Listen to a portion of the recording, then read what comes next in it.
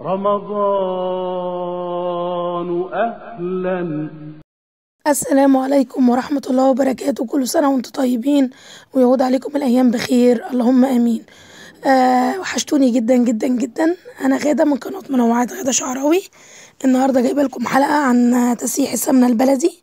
زي ما انتم شايفينها كده، هي دول 2 كيلو زبدة فلاحي جاموسي. نبتدي بقى نحطها في النار، على النار عالية.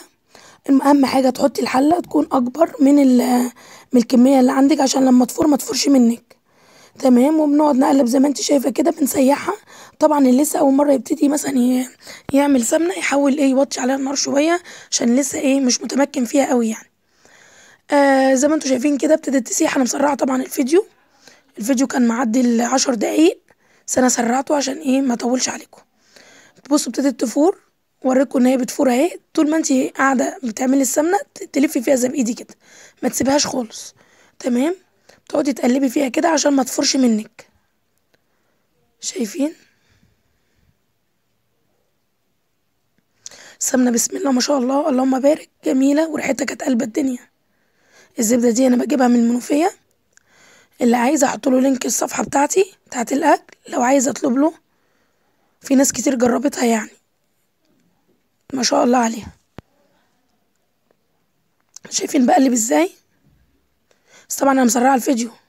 ابتدت هنا تفصل اهي، زي ما انتوا شايفين. حتى لونها اتغير كده، بقى لونه بيج. بصوا بتفصل ازاي عشان تطلع المرطة.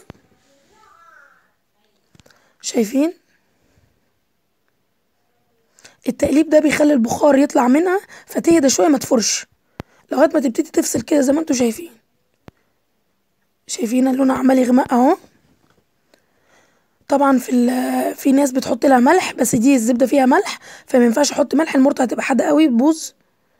فهي فيها ملح يعني، ما ينفعش احط ملح تاني تبقى حادقه.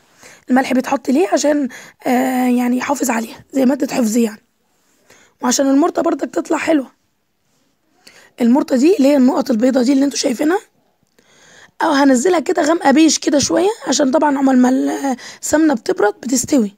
لكن ما ينفعش اغمقها واطفي عليها، هتلاقيها اتحرقت. زي ما انتوا شايفين كده انا بقلب، هي خلاص كده ابتدت تفصل خلاص.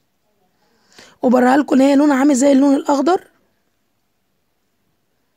لونها جميل بسم الله ما شاء الله.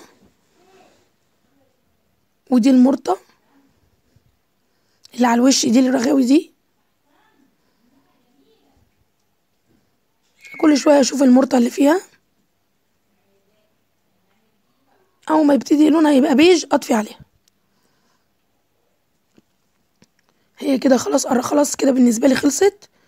قلبتها بقى، بصوا بقت بيج ازاي لو خدتوا بالكم، بس الكاميرا مفتحه اللون. هي في الحقيقه لونها اغمق من كده. انا كده ابتديت خلاص اطفي عليها بقى، اسيبها تهدى. حتى بصوا فارت ازاي، انا سبتها بقى طفيت عليها هديت خالص اهي. وطبعا وانا بقلب يعني، اول ما كنت فاتحه عليها العين الكبيره لو انا، وبعد كده وطيت عليها العين الكبيره، عاملاها على العين الكبيره. بصوا اللي بقت لونها بيج ازاي المرطه، وهتغمق اكتر من كده. انا كده خلاص طفيت عليها، اسيبها تبرد بقى. بصوا بقى لما بردت بقت لونها غامقه ازاي.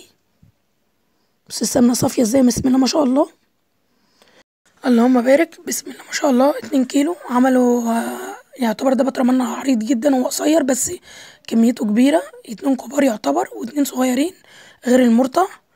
فبسم الله ما شاء الله عليه. اللي عايز طبعا زبده زي دي، زي ما قلت لكم هحط لكم لينك القناه، لينك الصفحه.